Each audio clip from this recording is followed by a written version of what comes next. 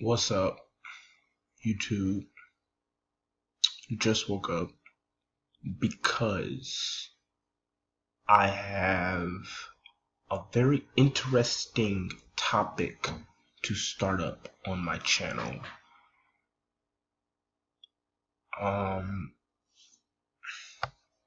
Last night was one of the craziest and weirdest nights I've ever had in the 15 years I've been living. Me and my brother were at downtown hanging out from when our school let out at 2:15 till 12 o'clock midnight, just hanging out. And we had some of the most weirdest encounters that the average teenage boy would ever even think of having. So it got me thinking, you know what? I told him I'm gonna do a video. I'm gonna tell everybody what we did. He was all like, alright, go ahead. It's gonna be so lit. I was just like, alright, fine, I'll do it. So I'm gonna start my day, my POV, my part of the story. Yesterday morning, I wake up and I usually walk my neighbor to the bus stop. She lives like two houses down. So I go get her. She doesn't come out, but then she does later on, like after I get there. So she's mad at me, sort of. Okay, so we get on the bus, and we live by train tracks. And then out of the random, there's this long train that's blocking the intersection, and we had to take the long way to school. So I get to school late. And when I get to school, I sit by my best friend. Let's call her Brittany. So I'm sitting by Brittany, and we're just chilling doing our work. And the class before, we're getting our testing tickets because we have EOC, a math EOC coming up, and it's like a really big deal. So while we're doing the work, I bring up, listen, I know you don't know half of this stuff because I don't even know half of this stuff. So let's study over the weekend. She's like, okay. So I'm like, all right, fine. So the day goes on, our ROTC class, lunch with my friends, hanging out. Then gym comes. Now, the day before that day, which is Friday, so like Thursday, my brother had asked me if I can hang out with him after school, and I was like, sure, but my mom had to do something, so I couldn't go out that day. So Friday, I was like, okay, it's guaranteed we can go hang out after school Friday. What were we gonna do? I don't know. He didn't tell me anything. He was just like, me, you, hanging out after school. I'm like, okay. So after school, I tell my best friend that rides my bus, my neighbor, I tell her I gotta hang out after school with my brother. She's like, okay, fine. Gets on the bus by herself. I can tell she's mad at me. So me and my brother, we go to the nearest library by the school and we crash there. Then our phone started to die early, so I'm like, yo, how your mom come pick us up? And then he's like, bro, it's gonna take her forever to come and get us. So I'm like, okay, fine. Let me call my mom and ask her if we can go over to my crib, drop our stuff off, and then have your mom pick us up and take us to the library downtown. So it's like 4 something already. School out at 2:15, so it's like 4 something. So we walk to my house. It's getting almost 5 o'clock. So when we get here, it's like 4:50, 4:55. So she's like, hey, get some soda in the refrigerator. You know, if y'all hungry, make something to eat, etc., etc. So we're sitting here, we're just on YouTube doing YouTube stuff as brothers, and then he's like, bro, my mom is gonna take forever to come here. I'm like, I know, she does it every single time. No fuss. She comes and gets us at the bus stop, and she drops us off at the McDonald's downtown. So, okay, wait. This is where the stuff happens. Ever since last year, me, my brother, and our third party friend, let's call him Michael, okay? And let's just call my brother Samuel, okay? So me, Samuel, and Michael were just going to this McDonald's every single time we go down to this McDonald's. Something happens. I don't know if it's cursed. I don't know if it's just because they're bums downtown. I don't know why, but every single time we go to this McDonald's, something bad happens. So we're at the McDonald's, and Samuel's mom gave him $20.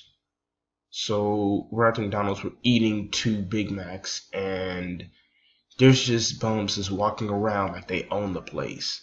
And we're just in the midst of this laughing like, hey, we used to live down here, so we already know who's down here, what's down here, what happens in these places.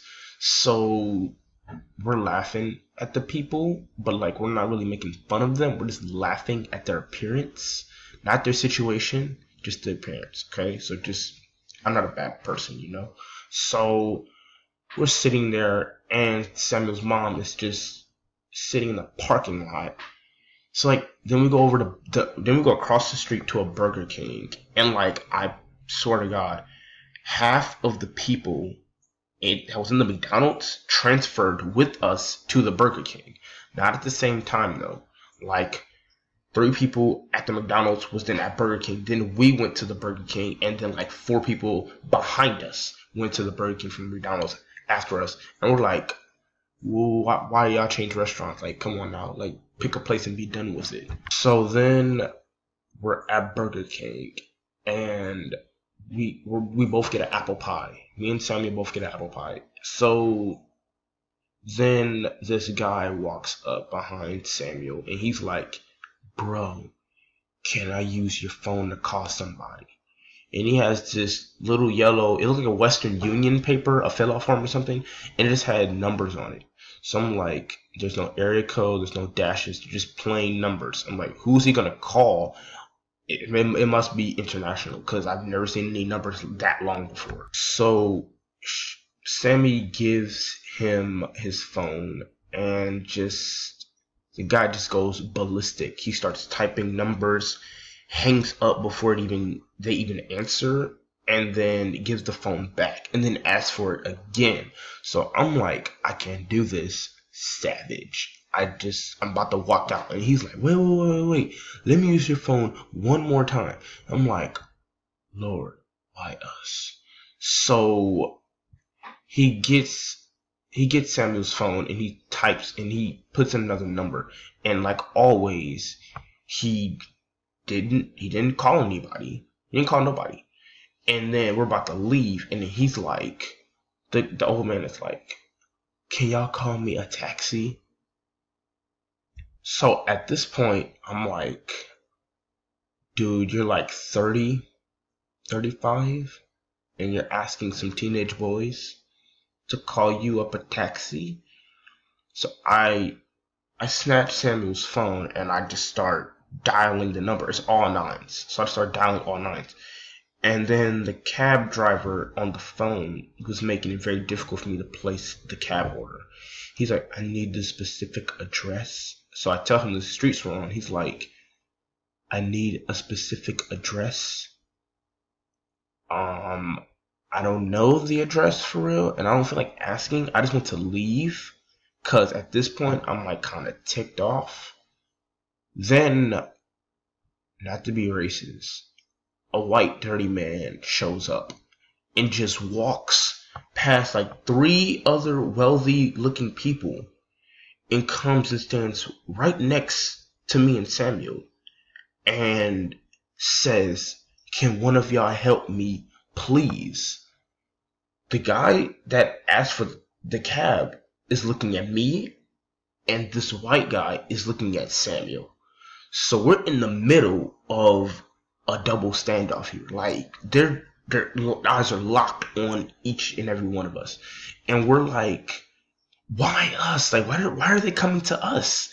Seriously, and that's not even the only part of the story. That's not even the only time in the story where they do that. They come up to us so many times. We're like, we're bum magnets. There's no other way to put it. We're bum magnets. They just, oh, there they go. We gotta go get them. Like, come on now. Every time we go downtown, some random person just walks up to us and starts talking to us. And it's like just, at this point, we're just like, this happens every single time. We already know what to do. If they walk towards us, we run. If they say something stupid, we laugh at them. It's just that. It's plain and simple. So the white man's looking at Samuel and the dirty guy's looking at me. I give Samuel his phone back and I walk right out the Burger King, all hands down. I'm like, I can't do this no more. Then the dirty guy starts following me. He's like, hey, how long is the cab gonna be here? To be honest, I kind of hung up in the cab driver's face. So I lied and I said, oh, about 15 to 20 minutes, just threw out something. And it kind of made me feel bad because then he was like, I forgot to say thank you. And then I'm looking like, oh, wow. So now we're past the Burger King incident. We're like now we're just walking around. And there's this old abandoned garage parking lot thing that's kind of for bums. That's where they like just camp out at. So this is kind of our fault for going there in the first place. But we're like, we've never been here before, and there's like stairs leading up to the top third floor. Let's go in there and see what we got. So we go in there, and we find nothing. It's like, it was just wet, moist, old dirty clothes, ripped up shoes. Samuel even thought he found a mattress. He was like, oh my gosh.